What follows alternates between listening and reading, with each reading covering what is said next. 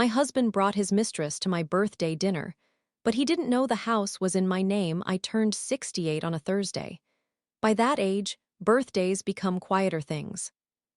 Fewer balloons, more phone calls. Fewer gifts, more blood pressure medication. You stop counting candles and start counting who still remembers without reminders. I expected a small evening. Dinner at home, a bottle of red wine. Maybe flowers if my husband was feeling guilty about something, which was often the only time he became romantic. Instead, Victor insisted on taking me out. "Wear the blue dress," he said that morning while knotting his tie in the hallway mirror. "The silk one?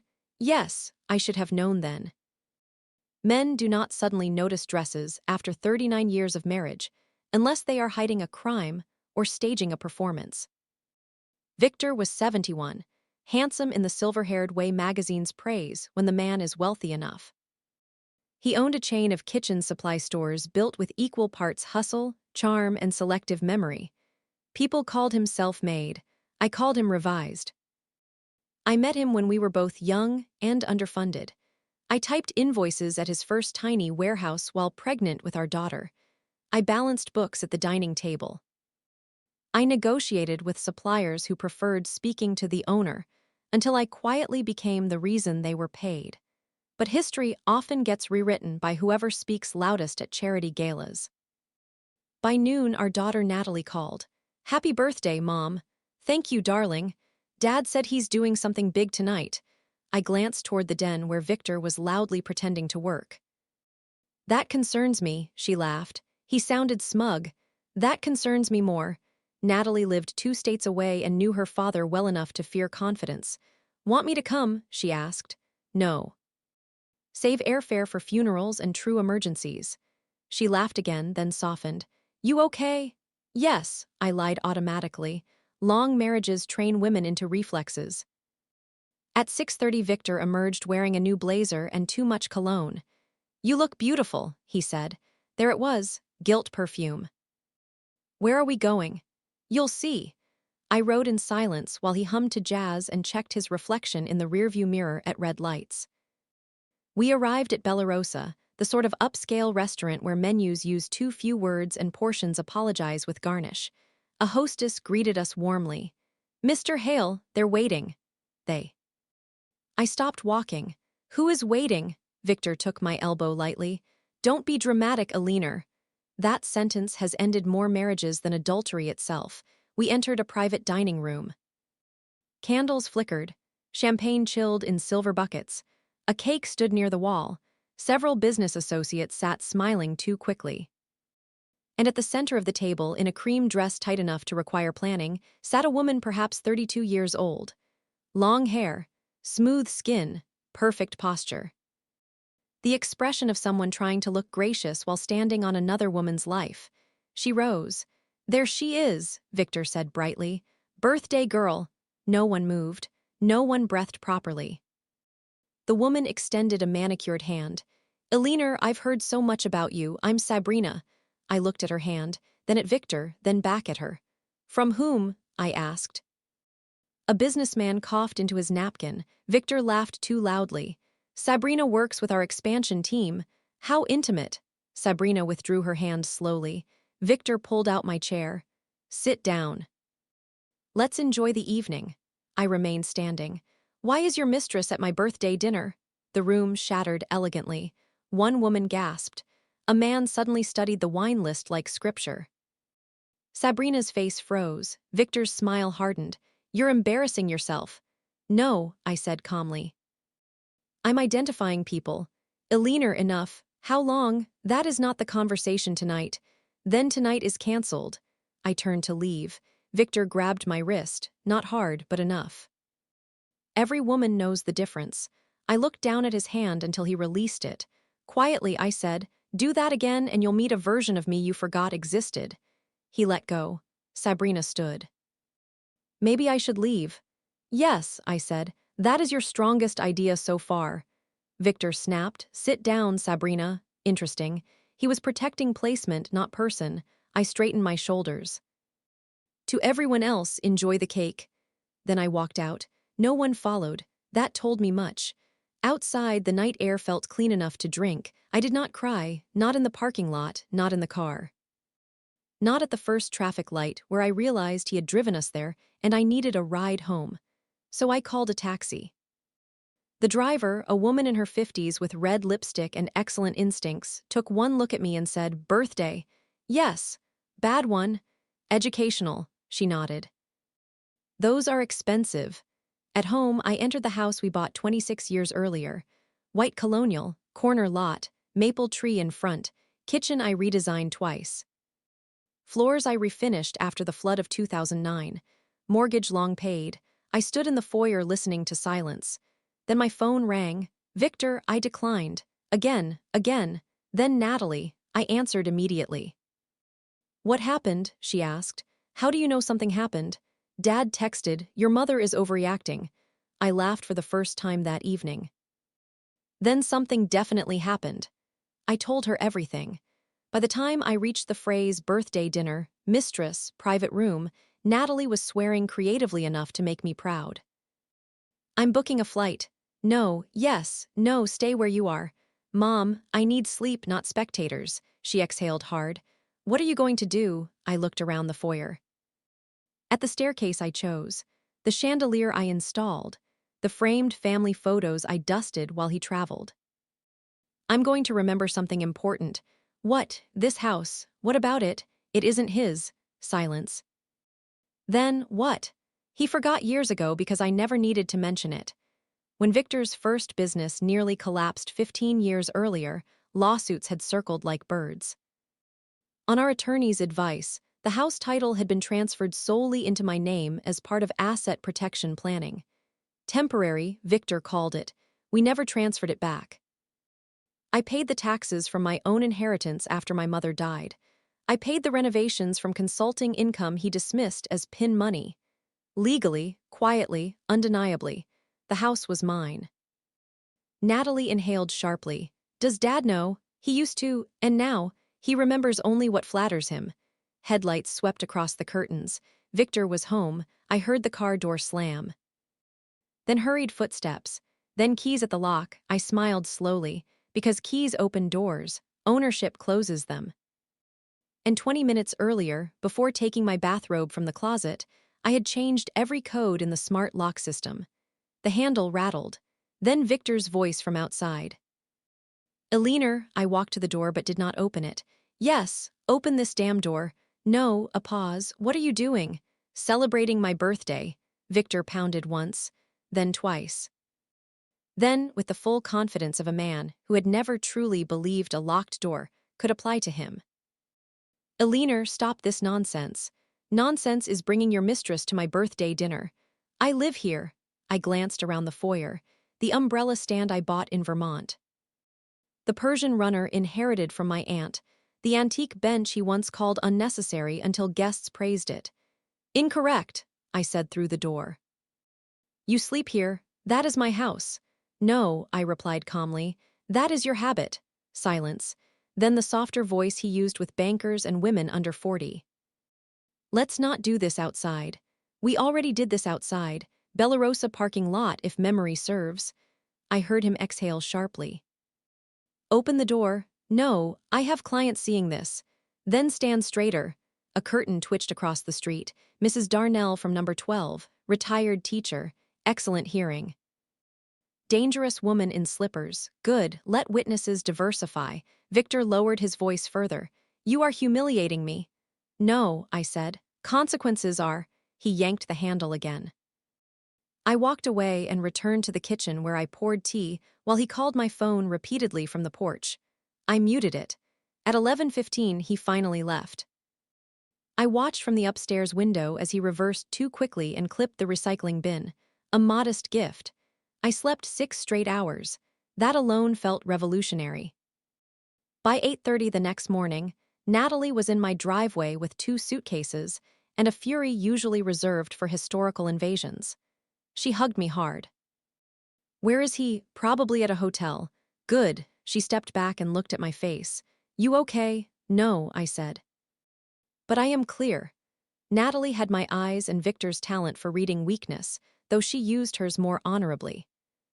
At 38, she worked in compliance for a pharmaceutical company, which meant she professionally disliked liars. She walked the house slowly. Did he really forget the title is yours? Your father forgets anything not centered on him, she whistled low. This could get interesting. By 10, Victor arrived, this time in daylight. This time with pastries. Classic, men of his generation believed sugar could negotiate what respect had destroyed. He rang the bell. Natalie opened the door before I could. Hello, Dad, he blinked. What are you doing here? Existing, you should try it with accountability. He stepped past her instinctively, then noticed the packed suitcase by the stairs. Is this some kind of stunt? Natalie smiled. No, this is witness seating. I entered the foyer. What do you want, Victor? To talk privately. No, he held up the pastry box. I brought almond croissants. Keep them, you'll need comfort food. His jaw tightened. Can we stop performing? You first. He looked between us, then softened dramatically. Alina last night got out of hand. Did it? Yes, Sabrina was there because I didn't know how to tell you. Tell me what? He hesitated. That pleased me. Liars hate specifics. That things have changed. How elegantly vague. We've grown apart. You brought her to my birthday dinner. I was trying to be honest. Natalie laughed so suddenly she snorted. Victor glared at her. This is between your mother and me. No, Natalie said. You made it a catered event. He turned back to me. I don't want hostility. You brought dessert to an execution. I want us to handle this maturely. At Bellarosa, his voice sharpened. Fine. I want access to my home while we sort matters. There it is, he spread his hands. My clothes are here, my office files. My watches, the watch is especially tragic. Alina, you may collect personal belongings by appointment. This is insane. No, I said, this is documented title. His face changed. Small shift, big crack. What title? I almost pitied him, almost. The deed, he stared. That was temporary. Many temporary things become permanent when neglected. I paid for this house. Did you? I walked to the hall cabinet and removed a folder. Inside were copies. Deed transfer, tax records, renovation payments, trust correspondence. I handed him the first page. He read it once, then again slower. Natalie leaned against the wall, enjoying herself far too openly. This is absurd, he said finally. It is filed with the county. You tricked me. No, you dismissed paperwork. He looked genuinely shaken now. The kind of man who could improvise with women and investors but not with clerks. I'll challenge it. Please do. Judges love adultery at birthday dinners. That is irrelevant. It is memorable, he paced once. You can't lock me out. I already did. I'll call the police. Excellent. Ask them to explain ownership to you. He glared with the raw confusion of someone encountering boundaries late in life. Then came the next tactic. Money. You've never handled major assets alone. Natalie made a choking sound. I smiled. Victor, I managed your books before you knew gross from net. That was bookkeeping. That was survival. You'll be overwhelmed. No, I said. I'll be uninterrupted. He pointed toward the staircase. My things. Saturday, 10 a.m. 2-hour window. I'll have company present. You don't trust me? No, at least we were efficient now. He stepped close enough to smell expensive aftershave and panic. You'll regret making an enemy of me. I held his gaze. You already made one. I'm just organizing her. He left without the pastries. Natalie closed the door and burst out laughing. I cannot believe he forgot the deed. He forgot me first, I said quietly. That silenced us both. The rest of the day became practical. I called my attorney, Margaret Sloan, divorce specialist. Silver Bob, zero patience for male nostalgia. After hearing the story, she said only, did witnesses see the mistress? Several. Wonderful. Then, do not let him back in unsupervised. Already planned. Also. Check all accounts today. By evening, I had discovered 3 things. 1. Victor had opened a private credit line 6 months earlier. 2. There were unexplained transfers from a joint investment account. 3. Sabrina was not merely an employee. She was listed as consulting contractor, receiving monthly payments larger than most real jobs. Natalie read the statements and looked up slowly. He's been financing her. For how long? Long enough to spell it. I sat at the kitchen table where I once balanced invoices while pregnant. The same table, different betrayal. Then my phone buzzed. Unknown number, I answered. A woman's voice said carefully, "Mrs. Hale, this is Sabrina. I think we need to talk." I nearly hung up. Then I remembered something age had taught me repeatedly. The second woman often knows things the first one does not. "This is an unusual call," I said. "I know, you attended my birthday dinner with my husband." A pause. "Yes, and now you'd like to talk." "Yes, why?" Her voice lowered. "Because I think Victor lied to both of us." That sentence has launched wars and saved women. I looked at Natalie, who was pretending not to listen while clearly listening professionally. "Where are you?" I asked. "In my car." "Alone?" "Yes." "Good, come to the cafe on Maple and 3rd in 30 minutes. Natalie mouthed, "Are you serious?" I mouthed back extremely. The cafe smelled of cinnamon and judgment. Sabrina arrived 10 minutes late in oversized sunglasses and a coat expensive enough to imply bad decisions. Up close she looked younger than 32 and older than innocence. She removed the glasses. Her eyes were swollen. Good, reality had visited. "I didn't expect you to come," she said. "I didn't expect you at my birthday. Fairness matters," she winced. "I deserve that. Likely more, sit." Natalie joined us uninvited with 2 coffees and the energy of a courtroom spectator. "This is my daughter," I said. Sabrina stiffened. "Of course." Natalie smiled thinly. "I've heard so much about you." That landed beautifully. Sabrina folded her hands. "Victor told me you were separated." Natalie laughed into her coffee. I did not. "He said the marriage was over years ago," Sabrina continued. "That you stayed for appearances. That you had an understanding. Did he also tell you I host birthday dinners for mistresses?" Tears filled her eyes. "No." Interesting. Either genuine shame or strong instincts. "He said he was waiting for the right moment to make things official." Natalie leaned back. "With whom? The county clerk?" Sabrina ignored her. "I only found out last night when you said it." I thought you knew." "No," I said. "I thought I was married." She cried quietly. The cafe staff pretended not to notice with admirable discipline. "What do you want from me?" I asked. "I don't know," honest answer. Rare. "I found documents in his bag this morning," she said. "Transfers, property notes, something about restructuring assets before filing." Now I became still. "What kind of property notes?" She opened her purse and slid copies across the table. Victor's handwriting, house value estimates, projected sale timelines, possible leverage if spouse emotional. Temporary support settlement targets. My fingers went cold. He had been planning to pressure me into leaving my own house cheaply. Natalie read over my shoulder and muttered something not fit for churches. "There's more," Sabrina said softly. She handed over another page, a list titled, "Items to remove before disclosure." Watches. Coins, art in den, safe documents, garage tools. I looked up slowly. "He plans to strip the house." "I think so." "Why bring this to me?" She stared at the table. "Because I was stupid, not cruel." That distinction matters more than people admit. Natalie asked sharply, "And the monthly consulting payments?" Sabrina flushed. "He helped with rent, so Mistress payroll. I thought it was support until the divorce." "What divorce?" Natalie snapped. I raised a hand. Enough. I studied Sabrina carefully. She was not a mastermind. She was vanity mixed with need, seduced by an older man selling freedom financed by deceit. Common story, expensive ending.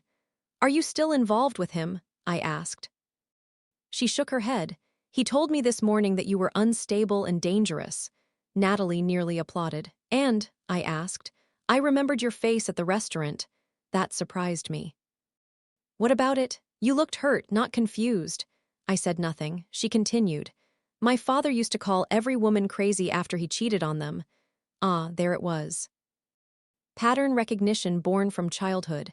"What do you want now?" I asked again. "To be done." I believed her. Not because she deserved trust, because she looked embarrassed enough to tell truth. I gathered the copies. Then be done quietly. She nodded, then whispered, I'm sorry. I considered making her earn it longer. Instead I said, use better judgment next time. Natalie added, and women your own age don't need saving. We left her crying into untouched coffee. In the car, Natalie whistled low. Dad is filthier than expected. Language. Dad is sewage. Better. We drove straight to Margaret Sloane's office. She reviewed the documents with professional delight. Oh, this man has gifted us. I'd prefer jewelry. He has documented asset concealment, manipulation intent, and dissipation of marital funds. This is better. She tapped the page labeled leverage if spouse emotional. Judges hate amateur psychology. What now? I asked. Now we move first. By sunset, emergency filings were underway. Asset preservation notices, financial restraining requests, disclosure demands, temporary occupancy confirmation, service preparation. Margaret moved like a pianist. At 7:30 Victor called. I answered on speaker. What have you done? Good evening to you too. You filed motions. Yes, you're overreacting. You brought your mistress to cake. That woman stole documents. So your concern is theft now. She's unstable, Natalie mouthed classic. I smiled. Interesting diagnosis. Does it come with lipstick receipts? You're poisoning Natalie against me. She arrived pre-poisoned. Listen carefully, he said, voice dropping low. You are making war where there could have been comfort. There could have been honesty. Be reasonable. We can settle privately. For how much of my house? It's marital property. Discuss with the judge. He hissed a breath. You always were vindictive. No, I said quietly. I was patient. Then I ended the call. That night I walked through each room of the house slowly. Kitchen where invoices became empire. Living room where Natalie took first steps. Den where Victor smoked cigars after promotions he credited to himself. Bedroom where I forgave too much. People speak of houses as structures. They are archives. The next morning at 6:12 a.m., my phone rang again. Margaret, change the alarm code now. Why? Victor tried to access the garage at 5:30. I sat upright. How do you know? Neighbor security footage. Mrs. Darnell, dangerous woman in slippers indeed. And a leaner, Margaret added, voice sharpening with pleasure. We're asking the court for sanctions. By 8:30 that morning, Mrs. Darnell was in my kitchen eating toast and narrating attempted trespass like a war correspondent. He wore loafers, she said, offended on principle. At dawn, Natalie poured her more coffee. Monstrous. Mrs. Darnell nodded gravely. I saw movement through my lace curtains, thought raccoon. Worse, she slid her phone toward me. The footage was clear enough to flatter no one. Victor in yesterday's blazer, trying the garage keypad twice, then crouching near the side door as if secrecy improves with age. He looked around, then tugged the handle repeatedly before stomping away. Can you send this to my attorney? I asked. Already did, she said. I loved her a little. By 10, Margaret Sloane called. We've amended the filing. With raccoon footage. With attempted unauthorized entry, yes. Can judges say raccoon? Sadly, no. She instructed me to inventory valuables immediately. Natalie and I spent the next 3 hours opening drawers, photographing artwork, listing jewelry, checking file cabinets, and discovering how many things men collect while calling women sentimental. Watches, coins, golf trophies, cufflinks, a fountain pen set he never used but described often. In the den safe we found something better, ledgers. Neat handwritten notebooks documenting cash withdrawals, consulting payments, entertainment expenses, and gifts coded by initials. SB appeared frequently. Sabrina Bennett. No, Sabrina, certainly. But there were others too. LMTRK. Natalie flipped pages in disbelief. He had subscriptions. I sat down slowly. Infidelity wounds differently after decades. The first blow is betrayal. The second is administrative scale. How many? She asked softly. Enough, I said. She closed the book. You don't have to know everything. Wise girl. I looked at the years marked on the covers. Some dated back 9 years. Long before gray hair and retirement plans, long before excuses about distance. He had not become faithless late. He had simply become careless. At noon, Victor's attorney requested a temporary access schedule for personal effects. Margaret replied within 6 minutes. Saturday, 10 a.m. to noon. Client supervised. No removal of disputed property. Law enforcement standby if needed. I framed the email mentally. Saturday arrived bright and cold. Victor came in a rental SUV with his attorney, a tired man named Collins who looked as if he regretted law school selectively. Victor wore navy cashmere and indignation. He entered the foyer and stopped. Home has power over those who think they own it. 2 hours, Margaret said. She stood near the staircase like elegant artillery. Natalie sat at the dining table with a clipboard. Mrs. Darnell occupied the living room armchair knitting with predatory calm. Why is she here? Victor demanded. Community outreach, Natalie said. I almost smiled. Victor moved room to room gathering suits, shoes, golf clubs, toiletries, and framed photographs mostly containing himself. Each item was checked, each box photographed. When he reached the den safe, he froze. The ledgers are missing. They are secured, Margaret said. Those are private. They are discoverable. He turned toward me. You went through my things. Our things, I corrected. Marital phrasing matters now. He lowered his voice. You always wanted to punish me. No, I said. I wanted peace. Punishment arrived separately. He leaned closer. You think this makes you powerful? I met his gaze. No, it makes me informed. He smiled coldly. You'll end up alone in this museum. There are insults that miss because they reveal the speaker too clearly. I was lonelier with you, I said. That struck deeper than shouting ever could. He moved upstairs. 10 minutes later, Natalie called out, Dad, put that back. We followed. Victor stood in the bedroom holding my grandmother's emerald necklace box. It was in our closet. It contains my family jewelry. It's marital storage. It's theft in loafers. Margaret extended her hand. Return it. He hesitated, then did, Mrs. Darnell from the hallway said, shameless. Victor ignored her. At 11:58 he carried out the final box. On the porch he turned. This will cost you. It already did, I replied. He left without goodbye. When the SUV disappeared, I sat on the stairs and shook unexpectedly. Natalie sat beside me. You okay? Yes, I lied, then corrected myself. No, she leaned her head on my shoulder the way she had as a child during thunderstorms. Then that's what today is. I cried quietly for 5 minutes, then got up and changed the sheets. Grief and housekeeping often arrive together. The financial discovery process began in earnest. Statements poured in, transfers hidden through shell vendors, corporate cards used for jewelry. Travel billed as conferences, restaurant tabs large enough to feed ethics committees. One invoice from Bellarosa, labeled private event tasting menu. My birthday humiliation was tax deducted. Margaret nearly laughed herself ill. Then came the larger surprise. Victor's business was weaker than advertised, sales declining, debt leveraged, expansion overextended. Several stores underperforming badly. Cash flow patched with personal credit. He had not brought Sabrina to my birthday because he felt triumphant.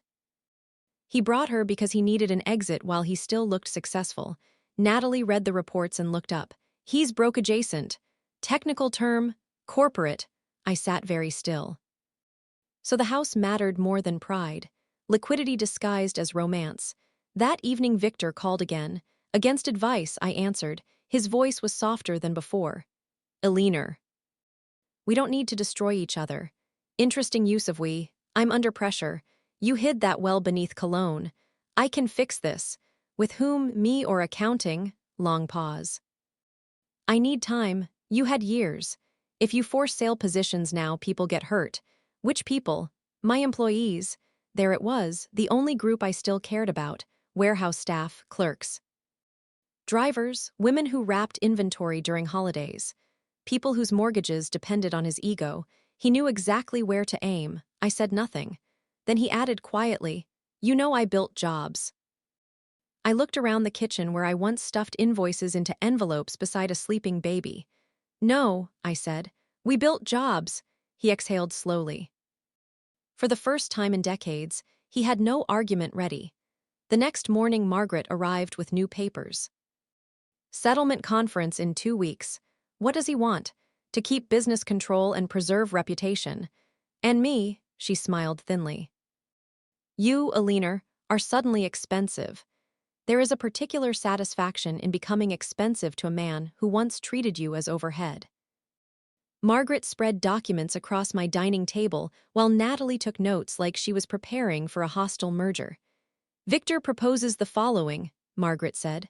I braced. He keeps the business entirely. Of course, he keeps retirement investment accounts tied to the company. Naturally, he buys out any marital claims over 10 years, I laughed. With what pulse? Margaret nodded approvingly. Correct response. He requests access to the house for occasional entertaining. Natalie nearly threw a pen. In what universe? Likely one where he still narrates. Margaret slid the final page toward me. In exchange, he offers a generous monthly support package. I read the number. Insultingly strategic, enough to tempt dependence, not enough to reflect reality. He wants me pensioned like old furniture. He wants predictability, Margaret said. And optics? I set the page down. What do we want? Margaret smiled. Now we're speaking properly. We spent 3 hours defining want, not revenge, not theatrics, security, truthful valuation. Clean separation, protection for employees where possible, recognition of my unpaid decades in the business. I surprised myself by saying the last part aloud. Margaret did not. Good, she said. Name invisible labor whenever possible. Natalie squeezed my hand under the table. The settlement conference was held in a neutral office tower with art too abstract to offend anyone. Victor arrived first. Expensive suit, carefully rested face, the look of a man trying to appear solvent. He nodded at me as though we were acquaintances after unpleasant weather. Alina, Victor, no title, no darling, no habit. We entered separate rooms while attorneys moved between us carrying offers like controlled infections. Hour 1, he increased monthly support. No, Hour 2, he shortened buyout years.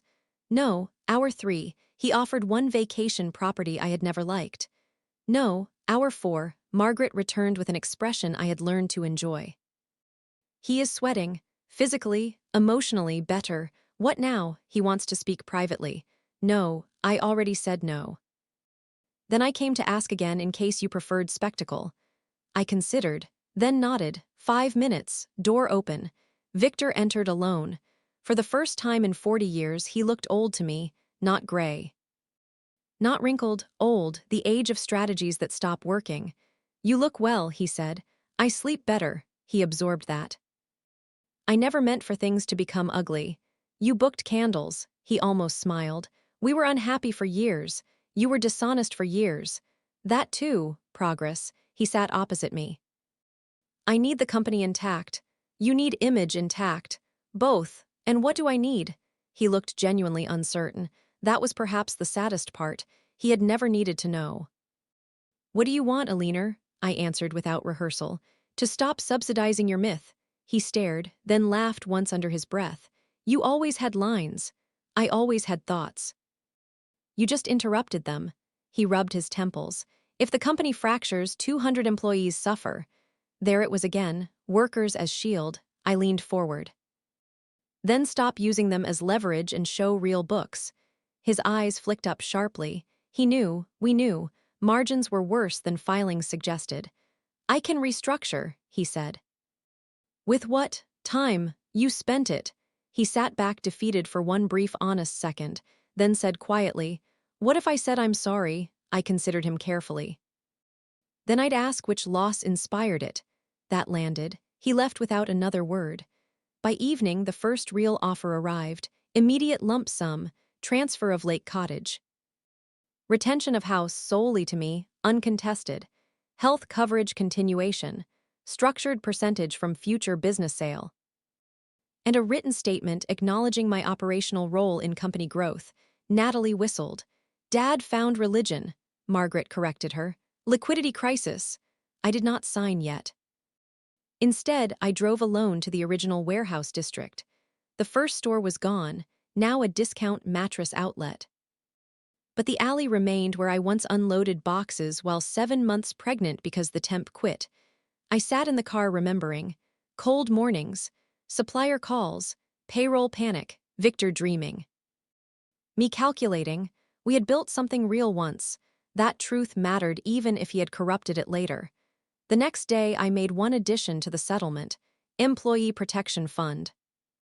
A portion of proceeds earmarked if restructuring led to layoffs within 18 months. Margaret blinked. You owe him nothing. I owe them memory. She nodded slowly. Good answer. Victor resisted the clause, then accepted within 2 hours, more proof of weakness than generosity.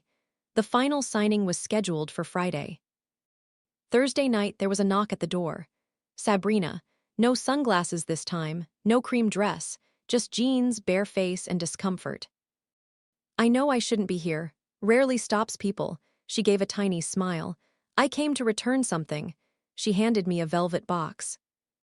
Inside was a diamond bracelet I recognized from our 25th anniversary photo. My stomach turned. He said he bought it new. Men hate chronology, I said. She swallowed. I didn't know. Your generation says that often. I know. I closed the box. Why return it now? Because I was stupid long enough. Fair. And because he asked if I'd testify you were unstable. Her face reddened with humiliation. He said if I cared about him, I'd help. I almost admired his consistency. And I told him I'd rather swallow nails. Now I smiled. That is growth. She looked relieved enough to breathe. I'm sorry for the dinner. You should be. I'm also sorry for me. Good. Keep some, she nodded, then asked softly, did you ever love him? I looked past her at the maple tree moving in evening wind. Yes, what happened? He mistook being admired for being owed. She stood quietly for a moment. Then said, thank you. For what? For not pretending women can't see each other. After she left, I placed the bracelet in the safe, artifact of a different marriage. Friday morning, I dressed carefully. Navy suit, pearl earrings, low heels suitable for endings. At the law office, Victor was already seated with pen in hand. He did not look at me when I entered. Good, the documents were signed page by page. Initial here, sign there. A lifetime reduced to tabs. At the final page, Victor paused, then slid the pen down. That's it, Margaret answered. That's contractually it. He looked at me finally. 40 years. 39, I said. Year 40 was educational. Natalie coughed to hide laughter. He stood slowly. I hope you're happy. I considered the question seriously. No, I said, but I am free.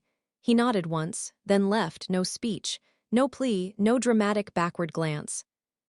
Interesting how ordinary men look when power leaves first. I expected triumph. Instead, I felt hollow and light at once. Margaret gathered papers. Now what? I looked out the window at a bright, ordinary afternoon. Now, I said, I find out what life costs when it belongs only to me. Freedom was quieter than I expected. No orchestra. No champagne corks. No women dancing in silk robes on balconies as films had promised. Mostly it was spreadsheets, utilities in one name, insurance updates, beneficiary changes, passwords. Garage door remotes. Vendors who still asked for Victor and learned, one by one, that history had been edited. I found this satisfying in small doses. Can I speak to Mr. Hales? No. When will he be available? Legally, never through me. Then click, Natalie stayed 2 weeks. We painted the guest room pale green, donated 6 boxes of Victor's forgotten sweaters, and removed every framed photo in which he looked more pleased with himself than with family. This eliminated many frames. On her last night, we sat on the back patio with tea. You okay being alone? She asked. I've been alone in company before. She looked down. I should have seen more. No, I said gently. Children should not monitor marriages. She smiled sadly. I'm not a child. You were when the training began. That made her cry, good tears. Cleansing ones. After she left, silence returned properly. I began taking morning walks, then pottery classes. Then a bookkeeping consultancy for 2 small local businesses who were delighted to discover older women still knew arithmetic and deadlines. One cafe owner said, "You remind me of my grandmother." Terrifying but efficient. High praise. The house changed too. I moved furniture Victor chose for impressing guests. Opened curtains he preferred closed to protect fabrics. Turned the den into a reading room. Sold the absurd leather recliner that looked like a dentist's throne. Every adjustment felt less like redecorating and more like recovering square footage from a regime. Then came the first rumor. Mrs. Darnell delivered it personally with banana bread. "He's telling people you forced him out during a mental decline." I took the loaf. "His or mine?" He left pronouns vague. "Cowardly grammar," she leaned in. "Also says you manipulated legal paperwork for years." "Accurate if by manipulated he means read." She cackled. I loved her more weakly. The rumors spread through country club channels and former business circles where men often become tragic heroes after being caught. I considered ignoring it, then chose otherwise. I hosted brunch. 12 women, neighbors, former suppliers, 2 widows from church, Mrs. Darnell, and 1 retired banker who knew every lie ever financed. I served quiche and documents, not all of them, just enough. Settlement summary, title history, operational acknowledgments from the company, no scandal, only facts. By dessert, the rumor mill had fresh grain. Reputation is often corrected fastest by women with forks. 3 weeks later, Victor called. I almost let it ring out, then answered. "What? You've been talking. I've been eating. People are treating me differently. Consequences often network quickly," he sighed. "The board is nervous." Then reassure them honestly for the first time. "They think I hid things. Did you? That's not the point. It is usually the point." He lowered his voice. "There may be a sale." The company. I felt something unexpected. Grief. We built those shelves, trucks, vendor lines, staff traditions. Even broken truths contain true parts. "At a loss?" I asked. "Strategic merger." "Ah, loss in a tie." He ignored that. "If it closes, the employee clause activates." "I know. You designed that to hurt me." "No," I said. "To remind you who matters." He was silent a long time. Then, "You were always better at the long game." "No, I was better at counting." He hung up. That autumn, I met someone. I hate writing that sentence because it sounds like a widow in a perfume commercial. Reality was less glamorous. His name was Daniel Mercer. 72, retired city planner. Tall, kind-eyed, wore sensible shoes and apologized to chairs when bumping them. We met at pottery because he believed clay was good for stubborn hands. He made terrible bowls. I made competent ones. He asked if I'd like coffee after class. "I don't date married men," I said automatically. He blinked. "I'm widowed." Good start. Coffee became lunches. Lunches became walks. Walks became the gentle surprise of companionship without management. He listened fully, paid attention to dates I mentioned once, never raised his voice, never borrowed money. A rare and suspicious profile. One evening he stood in my kitchen, admiring the blue curtains I had sewn years ago. "These are lovely. Thank you. You made them." "Yes," he touched the hem lightly. "Your whole life seems full of things you quietly made." I had to turn away for a moment. Because praise can wound when it names long neglect. Meanwhile, Tyler visited on weekends from college tour and growing independence. He adored Daniel immediately because Daniel treated him like a person, not a project. Melissa surprised me further. She sent birthday cards on time, asked before borrowing serving dishes. Returned them washed. Sometimes growth is simply the end of chaos. Then Winter brought a letter from Victor's attorneys. Petition to modify certain settlement obligations due to business hardship. I laughed so suddenly I spilled tea. Margaret called after reading it. "He wants to reduce your percentage and delay the employee fund. Of course, we can crush this, will we, with elegance." At hearing, Victor looked thinner. Pride is expensive to maintain during downturns. His counsel argued market conditions, restructuring burdens, unforeseen headwinds. Margaret stood and introduced evidence of executive bonuses, leased luxury vehicles, and a recent condominium purchased through a holding company. The judge adjusted his glasses. Mr. Hale, are these headwinds furnished with ocean views? I nearly applauded. Petition denied. Sanctions considered. Outside court, Victor approached me. You enjoyed that? No, I said. I enjoyed accuracy. He looked tired enough to be honest. I don't know how it all slipped. I considered him. It didn't slip, you kept choosing downhill. That seemed to reach somewhere. Or perhaps I imagined it. On my 69th birthday, 1 year after Bellarosa, I hosted dinner at home. Natalie flew in. Tyler brought flowers.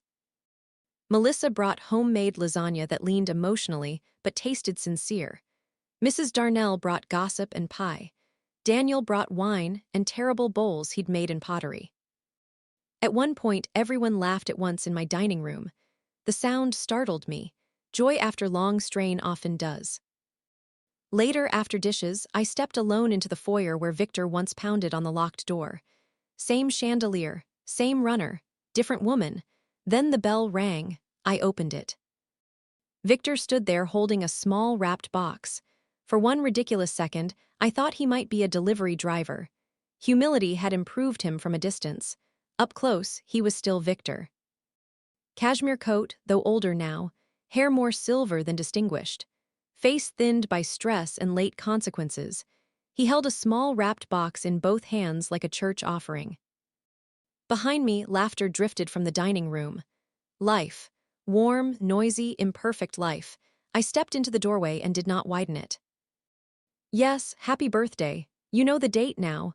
He glanced past my shoulder at the voices inside. I didn't realize you had company. That sentence summarizes much. He almost smiled. May I come in? No, he looked at the porch floor. Fair. What do you want, Victor? To give you this. He lifted the box slightly. I did not take it. What is it? A gift. You've had poor judgment in that category. He nodded once. I deserve that too. Interesting. Accountability was beginning to reach him in teaspoons. I crossed my arms. Why now? Because I spent last year losing things and noticing which ones mattered. Poetic. Late. He winced. Then said quietly, the company sold. I knew portions already from public filings, but not all. How badly? Enough. And the employees? The fund activated. Good. He looked at me. You were right. About which decade? A tiny laugh escaped him, then vanished. I should have protected what we built instead of performing success. I said nothing. He continued. I thought admiration was renewable. That line surprised me, too self-aware to be old Victor. Turns out it is. No, I said, it is rented. He absorbed that. The wrapped box remained between us like evidence. I don't expect forgiveness, he said. Good. I wanted. Acknowledgement. Of what? That I know what I did. You know now because it cost you. Yes, at least honesty still responds to invoices. That almost made him smile again. From inside the house, Mrs. Darnell called loudly. Eleanor, if that's the raccoon, don't feed it. Victor closed his eyes briefly. I laughed before I could stop myself. There are victories no court can award. What's in the box? I asked. He handed it over carefully. I opened it there on the porch. Inside was a small brass stapler, old-fashioned, heavy, polished. I recognized it immediately. Our first office stapler, bought second-hand when we could not afford new. I used it for years on invoices, payroll packets, supplier contracts. I had once joked that if the company ever failed, the stapler would outlive us all. You kept this? I asked. All these years? Why? Because you touched it more than anything in that warehouse. I looked up sharply. He met my eyes. I noticed more than I admitted. That stung in complicated ways. He went on, I should have said thank you when saying it mattered. Silence sat between us. Not hostile this time, just old. I closed the box. Thank you for returning it. He nodded. Then glanced inside again. Who's here? People who arrive invited. Daniel? Yes, he smiled faintly. The pottery man. How do you know about Daniel? Town is small. Also, you smile differently now. That startled me more than it should have. I'm glad, he added quickly. Truly. I believed him enough to dislike it.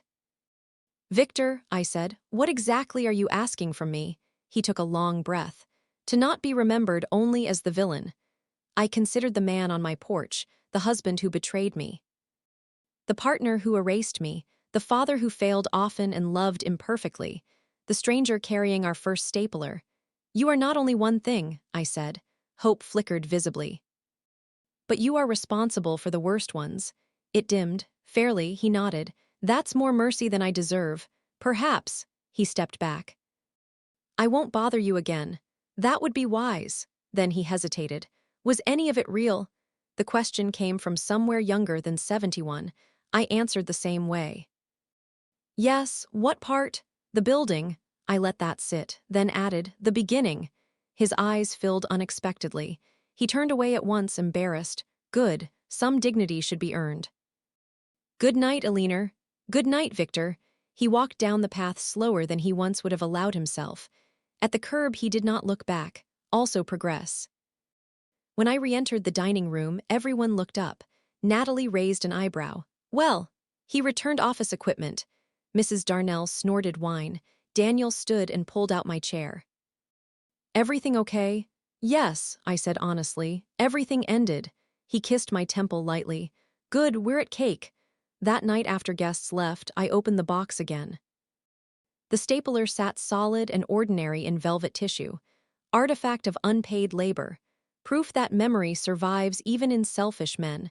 I placed it on the desk in my reading room, not as tribute, as evidence. Months later, Daniel proposed in the least dramatic manner imaginable. We were labeling seed packets for the spring garden. He said, "We work well side by side." Want to continue officially? I laughed so hard I cried. Yes. We married quietly in the backyard under the maple tree. Natalie officiated. Tyler filmed badly. Melissa arranged flowers beautifully and did not make the day about herself, which I considered a wedding gift. Mrs. Darnell wore sequins before noon. At the reception, Tyler toasted us. To Nana, he said, who taught me that locked doors can be acts of love. Everyone went silent, then emotional, even Melissa, especially me. Years passed gently after that. Daniel and I traveled modestly. Tyler became an engineer.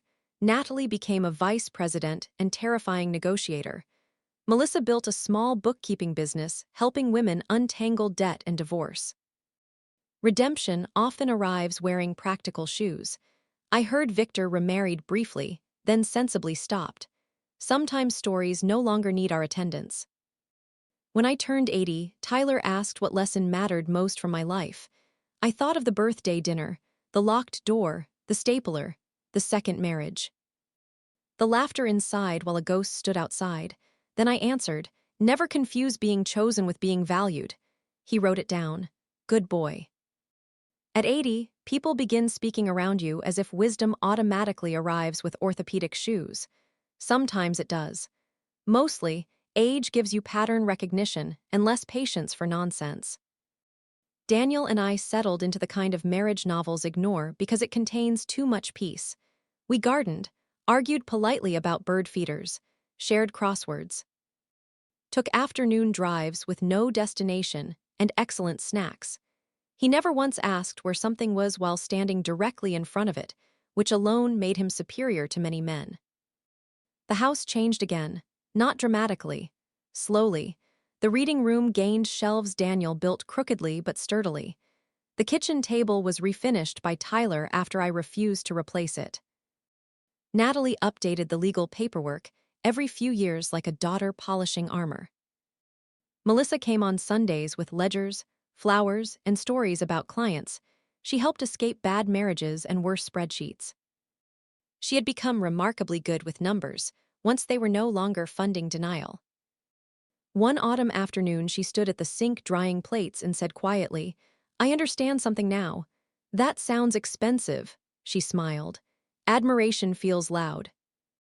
Respect feels calm, I looked at her. That took decades. Yes, still acceptable, she cried a little. We were a family that leaked emotion more honestly now. Tyler married a sharp, funny woman named Claire, who corrected him lovingly and efficiently. Together, they gave me twin great-granddaughters who treated my hallway as a racetrack and Daniel as climbing equipment. I adored them instantly.